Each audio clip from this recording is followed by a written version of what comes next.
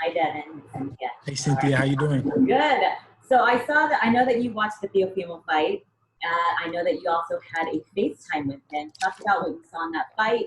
Do you find him dangerous? Because I know eventually you're going to want to fight for this whole WBC discrepancy. And what did you guys talk about on this Zoom or excuse me, FaceTime? You said, what did we talk about on FaceTime, me and Teofimo? Yeah, you and Teofimo. And what did you think of this fight? Performance. It was just a brief conversation. It wasn't nothing too much. But I'm not gonna say what exactly was said because we spoke like men, and it was after his fight, so I give him that type of that respect. What I can say is that we talked about it's a fight happening. He said go in there and look good against Gamboa, and I told him congrats. So that's what I can. Now, if you defend your WBC belt, I know that there's the Garcia and Campbell fight. The man that you should be fighting the mandatory on that, but Teofimo is a franchise. If you were able to choose, I know it's for the WBC supremacy, would you just be able to take that Teofimo fight if possible? Well, I'm not interested in winning a franchise title. That's not something that I really want to do. But I am willing to fight for the undisputed for all the belts against Teofimo. But for the franchise is not really something that I'm looking forward to or anything like that. All right, best of luck to you, Devin.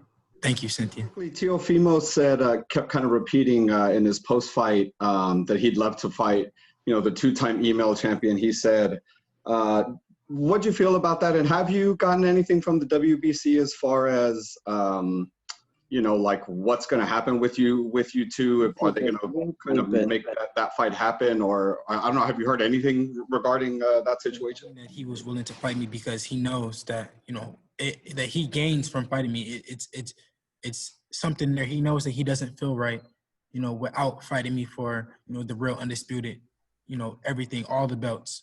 He knows that he's not undisputed without fighting me. So that's all that just proved.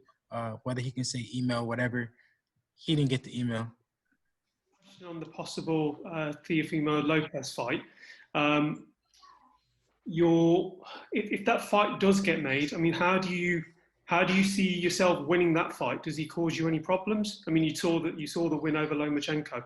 How do you see that fight going down? What kind of things would you be doing? I mean, every fight, you go in there and you can watch, you can look, you can watch as much film as you want. But until you go in there and actually, go in there with the fighter, you never know what type of, problems they bring you, what type of style they have. So I wouldn't know, but I do know that I will be victorious against him. I'm not sure how the fight will play out as of right now, but I know that I see myself being victorious.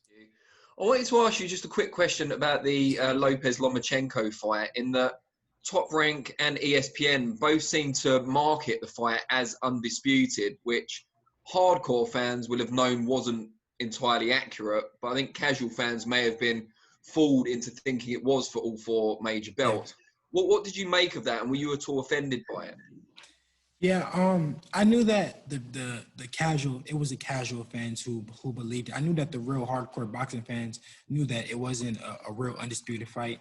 And that's pretty much what the WBC said as well, that, that it's not for an undisputed fight. It's for the franchise title. And at the end of the day, that is what it is. I knew that it really wasn't for an undisputed fight. So that's why you guys didn't see me flash on the internet or go out and try to prove anything, because after the fight, who did he mention? He mentioned the real WBC champ. So that's all that matters.